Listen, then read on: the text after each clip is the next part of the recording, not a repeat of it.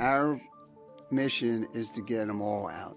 Now, the orders that they come out, sometimes of course it's unfortunate if your loved one is not in the group, but we see that eventually, hopefully within a short period of time, everybody will be out.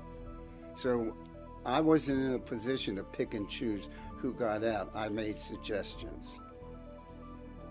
And we came here and we said we wanted to bring home, as another sign of good faith, a good number of people, get them out now. We're still negotiating for the rest, and that'll probably take a couple more months. We also lifted the sanctions on their airline as part of our show of good faith.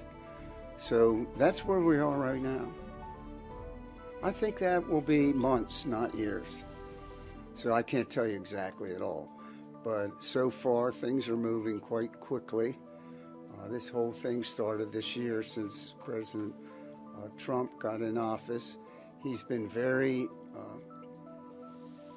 concentrated on this effort, and he wants to normalize relations with lots of countries. And as you all know, President Trump will meet with anybody, any nation, to see if he can normalize relations. And of course, they have to do things, and we have to do things. But that's kind of the overall view of things. And President Trump feels that if you can have relationships with people that in the past we wouldn't, but we try and build the relationship up where maybe we wouldn't have so many wars on the table. Maybe a lot of things would happen. But that's his viewpoint, and I, of course, agree with him. Well, he released 68 people. That's a change, moving in the right direction. So my impression of him is he wants to change. But you don't change after you've been in office for some 30 years. It's not going to happen overnight. But nobody released prisoners from there before. We've gotten 68 of them out, and I soon to get more. So it is a change. These things don't happen overnight. I think they'll wait and see what happens. I think that a lot of the people that we got released out of the 68 were Europeans, and the European countries were very happy about that. So I don't think, I think in the end of the game, they will release their sanctions too. If the United States does it, I think we will come to a time shortly where they will lift their sanctions. I can't tell you how long that'll be. I can't tell you which countries will or will not. But in my experience, and that will happen. This is the third time I've done this. I got one or two the first time, which was in April. Then I came back, and I guess about a month ago, got 14 out. And during this whole time, I've been negotiating with the Belarus government and the president. I arranged a phone call about a week.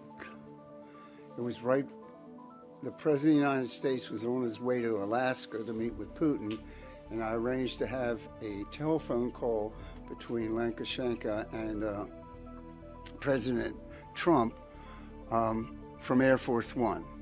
So that went very well. The two presidents talked. They both asked me if I would go back and negotiate some more.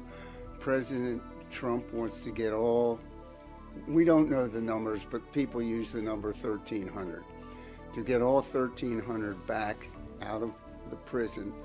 And President of Belarus was open to discuss this. That's the state we are in now. Well, what we're doing is, there's two tracks here. One is release of prisoners, and the other is trying to normalize relations between the United States and Belarus. And this is all part of that, all part of the same efforts by Belarus and by the United States. So we have an ongoing normal relationship. So we're working towards that. So you don't sit there and say, give me 3 prisoners and I will give you this sanction, it's not done like that. It's like, okay, when we said that we were lifting the sanctions on the airlines, it was like the ball was out of our court, now it's in their court. So the ball was in their court, and they came out with 52 people today, which makes the total 68 have been released so far. But it's not a, you do this, I'll do that. It's more fluid than that.